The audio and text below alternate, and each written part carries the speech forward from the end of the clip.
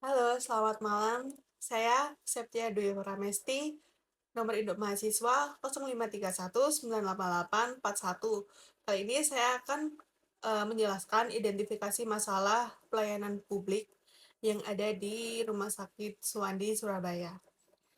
Nah, untuk pemilihan kasus nyata kali ini, yaitu saya mengambil contoh buruknya pelayanan publik kesehatan yang memanfaatkan penjaminan BPJS Kesehatan. Nah, kasus yang saya ambil ini berasal dari media nasional, yaitu Kompas, Tempo, dan Republika, serta pengalaman pribadi dan kisah masyarakat Surabaya dan sekitarnya.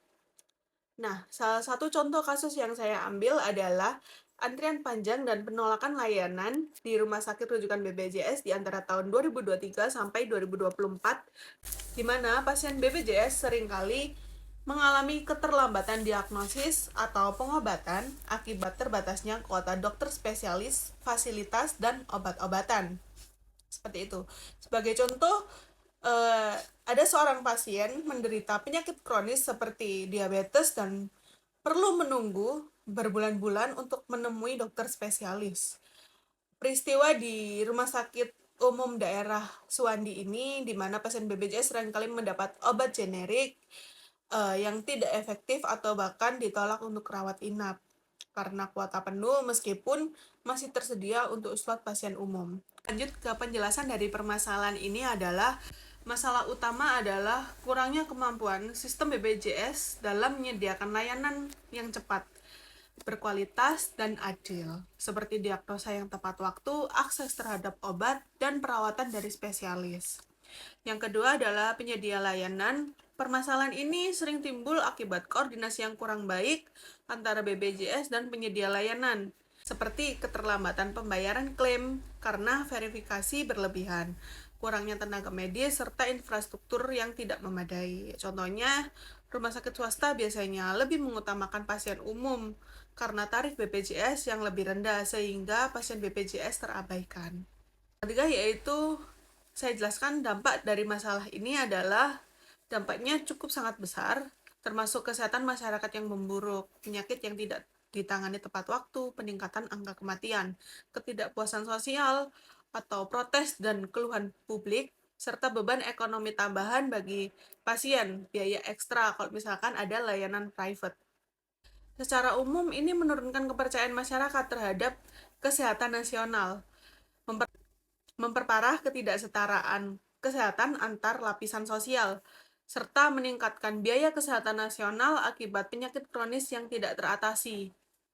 Analisis masalah ini saya menggunakan konsep dan teori, memanfaatkan konsepnya untuk New Public Management atau NPM dan teori administrasi publik yang menekankan efisiensi, akuntabilitas, dan pendekatan pasar dalam layanan publik.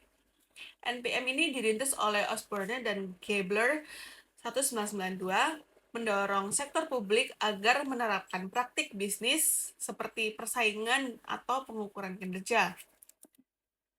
Nah, mengapa permasalahan ini bisa muncul? Sistem BPJS kerap tidak berhasil menerapkan NPM ini disebabkan oleh monopoli penyedia layanan dan minimnya insentif kompetitif. Rumah sakit tidak berlomba-lomba untuk menarik pasien BPJS karena biayanya yang rendah, sehingga mereka lebih memilih pasien umum yang lebih menguntungkan. Hal ini mengakibatkan antrian yang panjang dan penolakan terhadap layanan, seperti yang terjadi dalam contoh di atas. Teori ini juga memperhatikan permasalahan dalam desentralisasi. BPJS sebagai lembaga semi pemerintahan tidak sepenuhnya menerapkan mekanisme pasar yang menyebabkan ketidakseimbangan antar permintaan, pasien kurang mampu yang bergantung pada BPJS, dan penawaran fasilitas yang terbatas. Nah, bagaimana seharusnya permasalahan ini ditangani? Menurut analisis saya, meningkatkan persaingan dengan memberikan insentif kepada rumah sakit yang menangani pasien BPJS secara lebih baik, seperti bonus berdasarkan tingkat kepuasan pasien atau pengurangan birokrasi klaim melalui digital. Misalnya, aplikasi e-claim yang lebih efisien. Hal ini meniru model negara seperti Singapura di mana sistem kesehatan yang bersaing mengurangi waktu tunggu. Mengintegrasikan NPM dengan pendekatan partisipatif, seperti melibatkan masyarakat dalam pemantauan BPJS melalui aplikasi pelaporan langsung dalam jangka panjang, Gabungkan teori dengan kesehatan universal, seperti cakupan kesehatan universal WHO, untuk menjamin akses yang setara dengan dukungan tambahan bagi wilayah terpencil. Jadi, analisis ini menunjukkan bahwa masalah BPJS itu bukan hanya teknis, tetapi juga struktural, dan solusi NPM dapat meningkatkan efisiensi jika diterapkan dengan baik. Jadi, dengan memanfaatkan teori pelayanan publik, solusi yang diusulkan menempatkan pasien sebagai fokus pelayanan dengan prinsip pelayanan yang cepat, transparansi, dan adil dan berkualitas. Insentif dengan pengukuran kinerja merupakan strategi untuk mendorong rumah sakit fokus pada kepuasan publik. Digitalisasi mempercepat proses administrasi dan dukungan anggaran menjamin keberlangsungan layanan, sehingga teori pelayanan publik menegaskan bahwa pendekatan ini merupakan langkah yang tepat untuk meningkatkan efisiensi layanan dan mengurangi antrean di Rumah Sakit Suwandi Surabaya. Jadi alternatif ini tidak hanya mengatasi kendala teknis, tetapi juga meneguhkan nilai-nilai fundamental pelayanan kepada masyarakat sebagai fungsi utama rumah sakit sebagai lembaga pelayanan publik.